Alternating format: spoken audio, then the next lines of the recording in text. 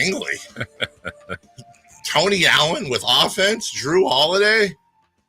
Okay. Derek White comps. Ooh, joining us right now. Saw him in the, this is a hustler, a senior NBA reporter for a massive national publication. What's he doing last night? Oh, he's chilling in the Kings media room. Yeah, always just working. Taking notes and doing his thing, and he joins us each and every Thursday, speaking of slumming it. At 8 a.m., the one, the only, the lovely, the talented, the well-coiffed Samuel Amick. Good morning, Sam. Meow. Mm-hmm. Yep. Nope. He's muted. Did the whole thing, and he's muted. And he's there. He is. Hey. You'll never believe what I said. Is that why? Did you have to dump yourself from all the swearing? Yeah, I was saying. I said you're such a good reporter yourself. You got spies in the room. How did you spot me? You know what, Sam? We don't share sources, do we, in this business? Come on, you know better than that. Sean Cunningham. How do you carry, I would imagine, at least one, if not multiple cell phone backup batteries on you at all times for a night like last night? The draft has not become that crazy. I don't want to cut into the, into the assumption of the profile. It's not, for me, the draft is not that crazy because we have Sam Vecini, my shameless weekly athletic plug. Yeah. We just have a lot of good people. Sam Vecini on the draft is a 12-month endeavor for him. Shams is obviously trying to snuff out every trade. My role, which has become fun because I didn't end up even writing last night, was it's tracking everything around the draft. So admittedly, I did spend a fair amount, and I think we'll certainly talk about this, a fair amount of yesterday, making calls on a lot of things, but including what the Kings were doing with the 13th pick. It did seem like there was a fair amount of activity, and I'll be honest, I was pretty surprised when they ended up making the pick. So, it's stuff like that, but it's not hot and heavy in the way that the first day of free agency, might be. Yeah, which is basically almost here. But let's go back to that, Sam. What were you hearing? What was going on with the Kings? The two names that were loudest were Kyle Kuzma and Cam Johnson. And I don't have clarity on how close it was or what happened there. And then, in fairness to the Kings, there's kind of an assertion that this is that time of year, of course, that some of it, might have been overblown from some parties to create more of a market, but also that, stuff doesn't die on draft night. So I still, like myself and Anthony Slater wrote a couple days ago, they want to be aggressive this summer. And I still think they're going to be looking at a lot of different things because they know that this roster has got to get better. Monty said last night in his post-draft media that I think he alluded to or just flat out said, the offseason is far from over here. I took that, and I don't think I'm being smart here by saying this. I think it's obvious that to the questions on roster imbalance, if you will, by bringing in another 6'5" guard, hey, we've still got moves we can make, and we intend on being aggressive for the rest of the offseason. Was that your take as well? Yeah, for sure. I actually, as a funny aside, I enjoyed Monty's press conference, and just I'm a sucker for humility and self-awareness. And this is not anything to do with the King, but did you catch his line where he joked about how the media is lucky that they get to talk to Mike Brown, 82 times a year and him 3? Because it was something like he's far more charismatic or something. Yeah, like, he's like, I don't have the charisma. Yeah. And I don't know. I thought it was actually kind of charming that Monty, because he knows that he's pretty close to the vest to begin with. And then, well done. Yeah, go ahead. I am the king of unintentional funny lines.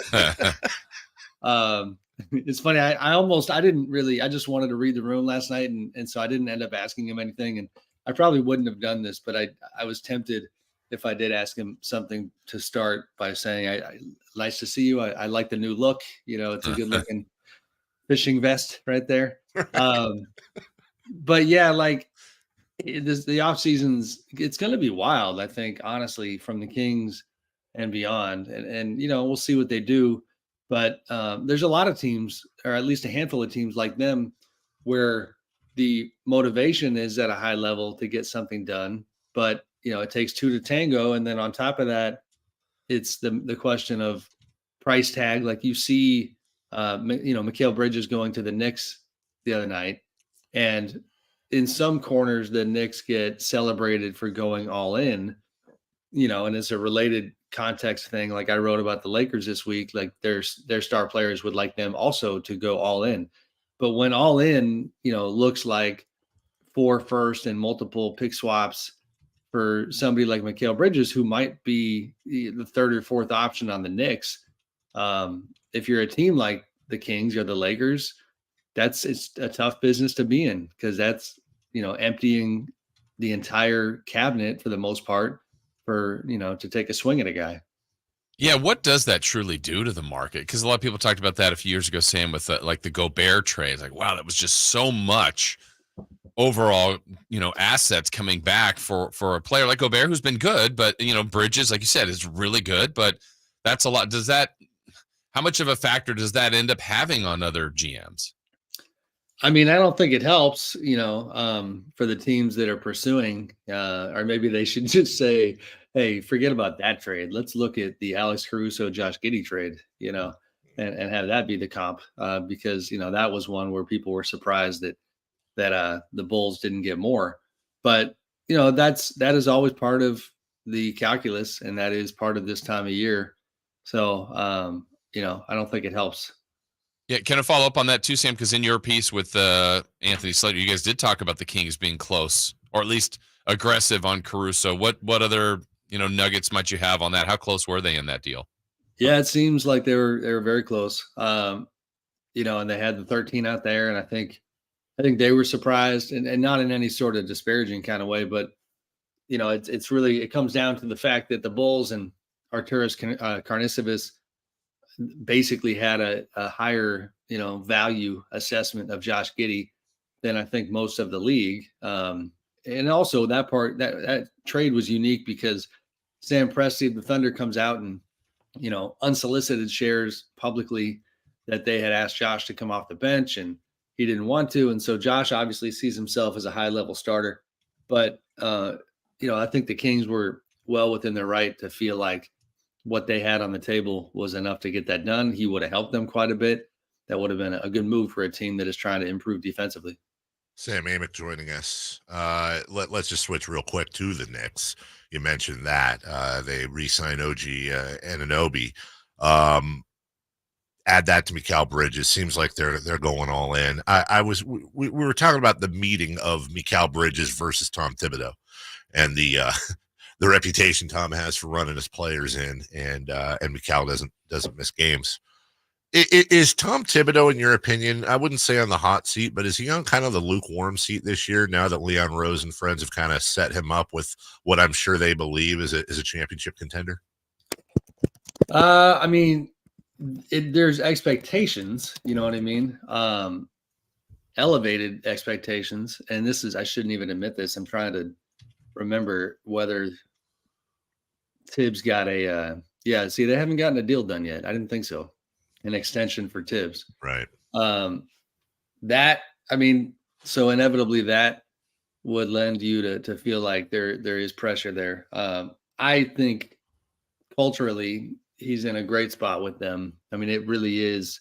First of all, you hear out there, Jalen Brunson has the keys, and his dad, Rick Brunson, is in the passenger seat, and that's kind of how they're operating. Well, Rick and Jalen, if Jalen was getting married tomorrow, I mean, Tibbs might be his best man. You know what I mean? Their relationship is very, very solid. But when you have this kind of money committed to a group, then like anything, I mean, I'm just spitballing, but anything short of the East Finals would be just a woeful disappointment for them, I think. And obviously the goal is to be a finals team and contend for a title. It's a ton of capital. And it is, I'm kind of here for it because I told somebody yesterday, what are the odds that you could put a bunch of former college teammates, excuse me, together and not have the NBA world be laughing at you? Like normally that would be gimmicky and stupid. It really would. Yeah. I mean, we see it like, hey, De'Aaron Fox and Malik Monk. Oh, that's cool. And it works, but it's only 2 guys. Sure. But like this many guys is insane. But you actually see the basketball sense in it. And I think they're going to be a very good team. So I'm looking forward to seeing it. So, Sam, with the free agency beginning, what is it this weekend? Is there a domino that starts it in your mind? Is there something you're watching? You know, there's from LeBron to Paul George to Klay Thompson. I mean, there's a lot of names, but is there something that you feel or people in the industry feel like kind of is the first name to watch because that could then start a bunch of different movement? Is there something like that out there? Yeah, I mean, it's Paul George to me, and it's tricky because I think it might. I mean, we'll see. It might take a while. Like it's, and I might end up writing about Paul tomorrow. It just, this dance that he's doing with the Clippers, where, and we wrote about this a couple months ago at the end of the Clippers season. They gave Kawhi his 3-year, $150 million extension, and that was below his max. And, he played ball to some degree to help them stay out of, not out of the second apron, but they would like to be out of it after 1 year. Well, the plan from there was re-sign Paul George, re-sign James Harden. But Paul is going for every penny. And that is, causing issues for the Clippers where, I mean, he wants 4 years. He wants the max, which I think starts around 60 million. Or at least gets to 60 in relatively short order. And he is, flirting, for lack of a better way of putting it, with a number of different teams in terms of looking elsewhere. And then the question becomes, is he doing it just for leverage purposes to get the deal he wants out of the Clippers? Or is he truly ready to leave? I had somebody tell me yesterday it both can be true, So to me, it's Paul. And from there, it's like, because, a lot of the same teams that might be involved with Klay Thompson, and one guy that's a little overlooked is Kentavious Caldwell-Pope, pretty important free agent. Did you hear those? I'm sorry, Sam. Did you hear the comments Calvin Booth made yesterday? I put you on the spot. I'm sorry, but made yesterday when asked about KCP, and I think he said something like, that's his call, blah, blah. But, we as a contender have to be able to plug and play starters like that. It was a strangely open and beyond lucid answer from a GM, I thought, about a free agent. I don't know if you caught that or not. I didn't. Okay. I'm not surprised. Calvin, he's kind of a reporter's dream. He doesn't have much of a filter. But yeah, that checks out with what I've heard out there. I think they are prepared to very likely, well, I shouldn't say very likely, to possibly lose him. Sure. And then it's the chessboard with all these different players, right? So Klay Thompson's situation is very, very interesting. I'm leaving somebody out that's a wing. But Paul, to me, is where it starts because he's the best player out there. LeBron's thing is just different. I still think he's going to go to the Lakers. I wrote a couple of days ago about, he and Anthony Davis were, I was told, hoping to have the Lakers put all 3 of their first rounders on the table and go after somebody this week, whether it's, I believe that DeJounte Murray would be their preference, but it's still like, I think he'll likely go back to the Lakers, and keep applying pressure to make the roster better, but I don't see him going elsewhere. Paul is a different story. So to me, it starts with him. You saw the JJ Redick press conference, I assume. I did. Any idea who was the guy in the background when he said that hadn't talked to LeBron? He goes, Rah! Did we ever get an answer on that? It's my hard hitting question for you. We're trying to figure it out. I didn't see that. I mean, I watched most of the presser. I didn't see that moment. I'll send it to you. Yeah. I'll text it to you after. He's asked about like the whole LeBron thing. He goes, yeah, honestly, up until yesterday, I didn't talk to LeBron at all about this entire thing. And you hear a guy in the background go, like, I'm not joking. I'm not being dramatic. So we were wondering about that. Is that the Genie Bus, Rob Pelinka, Kurt Rambis crap show? I think it is. Obviously, you don't know, and I don't know how good of a coach JJ Redick will be, so that's unfair. But is there calm and business-like ways around there, or is it like throwing darts at a board? You always have really good insight into that organization. I'm curious. What is help me? What was my rambling? A little bit. I just wonder I just wonder about how that team is being run. Like, do they do? Yeah, no. This one, it's funny when they hired Darvin Ham. They had taken some criticism for their process, so during that process, they were, it was more laid out within the organization. The communication was at a higher level. The circle was bigger. This one, they went into bunker mode, and yes, this one, it was run by Rob and Jeannie, and like always, to some degree, Kurt and Linda Rambis. The Rambi, if you will. We will 100%. Yes. And there was more mystery elsewhere in the organization. That's why some of the reporting was so all over the place, because the Dan Hurley thing was kept in a silo when they decided to go down that road. And, and only they know. Mainly, to me, it's like, even like the Hurley thing, which was such a fascinating subplot. Like it's Rob and Dan Hurley, to me, are the only ones who really, really, really know exactly when that began, why it began, things like that. But yeah, the list of folks that were making this decision were pretty small. I mean, eventually they did open it up, and JJ and James Borrego, and I think they were the only two candidates to talk to other people in the organization in the front office. But yeah, pretty small group. Just to follow up, possible uncomfortable question alert. You do with it what you will. You kind of alluded to it, and you know how fascinated I am with all. You and I kind of share a fun ongoing conversation, the fascination with NBA sports media and how things work.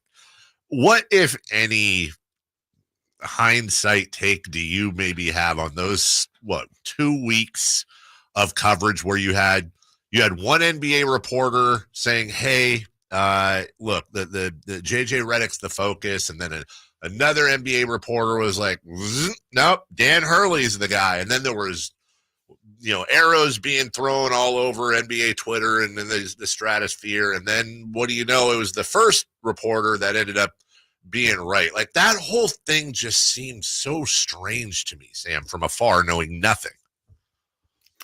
It was very strange. I don't have total clarity on it, other than, I don't know. You know me. I do. It is an uncomfortable question. We can skip it. That's fine. No, I'm on, I mean, Shams is a friend and a coworker, and I agree with him, even independent of that relationship, that, the intel from the beginning was that JJ was the focus. Now, again, we talked about the process and the way the Lakers siloed things off.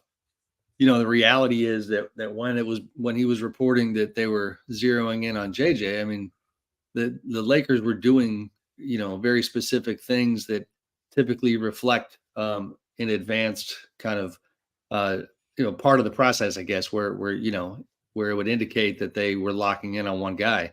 But the Hurley thing, the only thing that only Rob and Dan know is it was the motivation to do it. Did you truly want? I believe the Genie Bus truly wanted Dan Hurley to coach the team by the time it crossed her desk. With Rob, the question is, was it truly pursuing a high-level coach all the way through, and that was the motivation? Or when the optics became such that your search was being questioned, because there was a minute where everybody was saying that it was a sham search, no pun intended, that they had JJ in their sights, and that ESPN didn't want JJ to leave before the finals. And, it was almost like they needed a reason to slow the process down. And those are for sure some of the suspicions. Which might explain why the offer to Dan Hurley was seen by some as a low ball. Can we make that connection perhaps, or am I reaching? No, I just don't know the answer to that. Because again, Okay. I mean, one thing I will for sure say confidently is like the owner of the team truly wanted him to be the coach and is also excited about JJ. The way it was explained to me from the organization was that it was two tracks, that you're working on two tracks. You had one pool of candidates led by JJ that was less experienced, even though James Borrego has been a head coach, that, James was in that pool of candidates as well. And then Dan was, I think Shams, he picked the right terminology. Dan was a Hail Mary. The only question is, again, how nuanced was the motivation in terms of throwing that Hail Mary? You know what I mean? Was it just to win the game, or, were there other benefits that came with it? Sam, kind of related to the Lakers in a sense, I think with draft day 2 today, the one name there's intrigue, and there's been multiple reports for months on this, whether LeBron wants to play with Bronny, the Lakers would have interest. He's only talking to the Lakers in Phoenix. Anyway, today's thought on Bronny James. Do you think at the end of today he's a Laker? Probably. 55 is deep into the second round. He's obviously, if his name isn't James, he might not get taken in the second round. So I say probably because his agent, who was Rich Paul, just like his dad's agent, has, and LeBron have changed the messaging around Bronny and made it pretty clear that what happens with him is not going to have any correlation to what happens with his father. And I think that takes any motivation off the table for teams to go ahead and take him higher. Just because you don't necessarily think you're getting a crack at LeBron. And I don't know how many lists or how long the list of teams would be who would be interested in that, but I think for sure there'd be a handful. But if you take that incentive away, then you're talking about a more just legitimate draft selection process relating to Bronny. The only caveat I will give is that because it's the Lakers and because Bronny would come with a certain level of fan interest, I could see a random team just taking him, A, to piss off the Lakers, and B, to give their fans something interesting to track.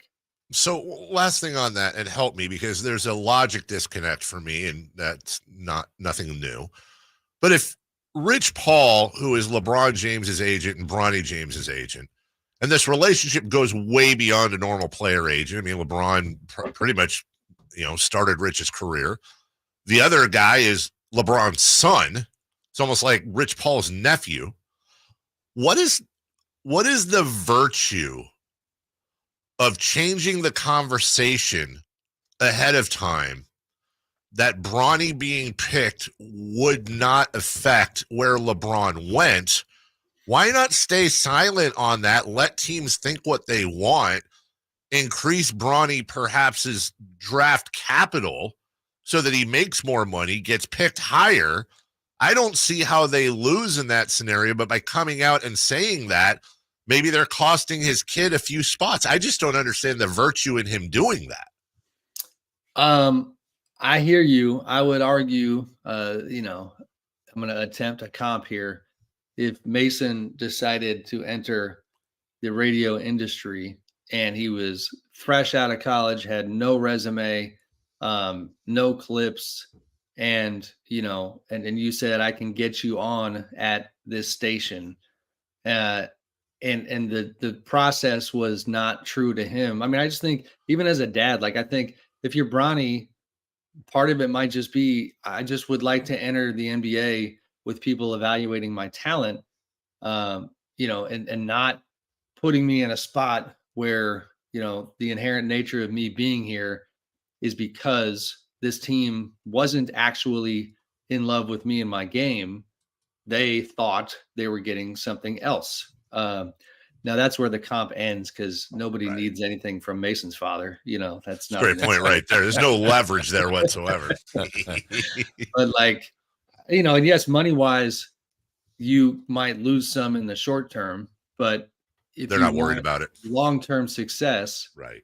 And to have it's not to ramble or rant, but I think there's just a holistic element to it, that has crossed my mind recently with Monty Williams getting fired in Detroit. Like, holistically, Monty's choice to go to Detroit was not healthy because he just took the bag when he didn't even want to coach.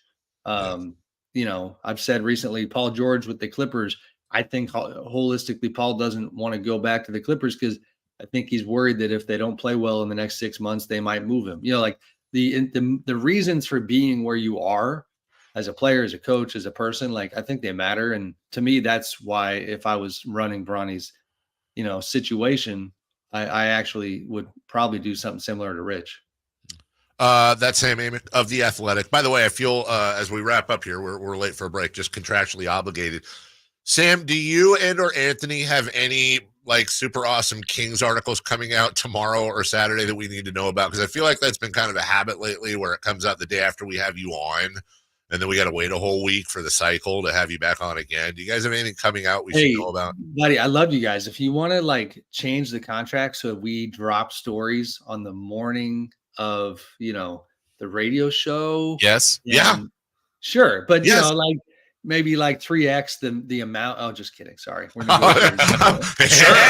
Hey, buddy, I just paid $87 to open endorse to get Devin Carter. It's in his bio on Twitter to send a tweet out endorsing and promoting our program. So we're willing to dig into the pockets here and be creative. Sam, do the holistic approach. We got to go. I do have to share this. Cracked me up. Slater, after that story dropped, texted me. I don't think he'd mind me sharing this. He's like, yeah, getting some hits, calls about Sacramento radio. I think we're going to be a little busy on that front, and you'll be proud of me. I wrote back. I was like, nah, I'm exclusive to Dave and Jason's show. I'm like, you're going to be busy, man. That's great. Look at that. Well done. That's Sam Amick, exclusively heard right here on the Carmichael Dave Show with Jason Ross on your home of the Kings, Sactown Sports. Samuel, thank you. Oh, I'll send you that. I'll find that JJ Redick clip. I'll text it to you. Take care, buddy. Your hair looks great today. Talk to you soon. Yeah. Thanks, guys. Appreciate it. Bye. We are late for a break. When we come back, Monty McNair speaks.